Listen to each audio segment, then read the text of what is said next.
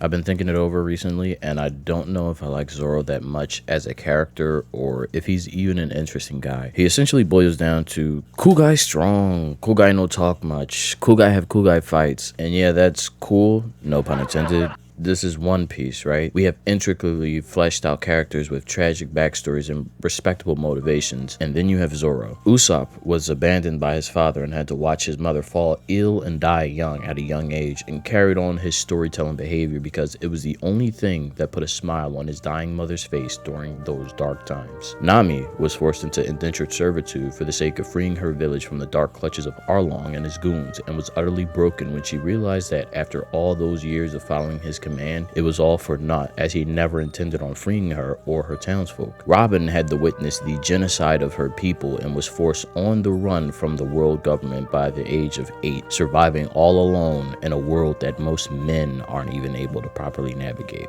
And then you have Zoro, a guy who got his ass kicked in sword fights and said, "I want to be better than anyone else." Again, it's cool, right? And it fits the whole cool guy has cool ambitions archetype, but it's just oh so boring in comparison to everyone else. It isn't like Oda is incapable of giving a quote unquote cool guy a decent story that is also heartwarming. Look at Senior Pink. For a side character, he is more fleshed out and relatable than most characters in fiction, period. And he wasn't even a main villain or secondary villain. He was essentially fodder in the grand scheme of things, and he has a better backstory and narrative than Zoro. And it's not just his narrative or backstory that's boring, he also has like really simple, really boring fights, even by shonen standards. He doesn't have to master a technique in order to overpower his opponent. He isn't struggling with an internal conflict and needing to reconcile it in order to unlock his true potential. He isn't in a close fight where he has to use his intellect in order to outplay his opponent and eke out a win. He just gets beat up and then realizes that he can one-shot his enemy,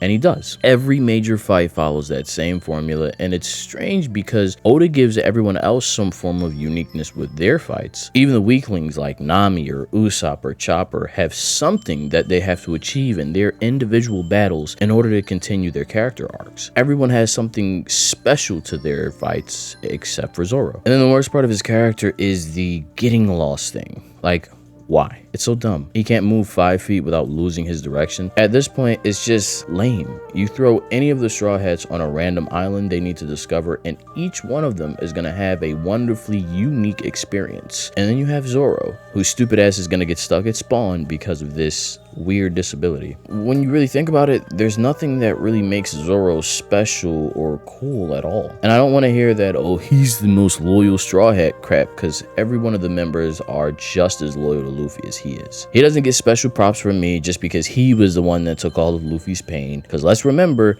Sanji was right there prepared to take that fall for Luffy as well. Zoro just happened to knock him out. And let's not forget, beforehand, Kuma said, if you let this dude go, all y'all can go free. Otherwise, I'm killing every single one of you. And everybody on Thriller Bark resoundingly said no. Now don't get it confused. I'm not saying I hate Zoro or I'm trying to push an agenda like, I like this character, so this character is bad and I'm gonna dunk on him. I'm just tired of him being generic in a world of ungeneric, unusually creative characters. With the way the story is currently going, it's not looking like we'll ever get more out of Zoro, which may be enough for other people. It just isn't enough for me, and it isn't to the caliber that Oda is capable of.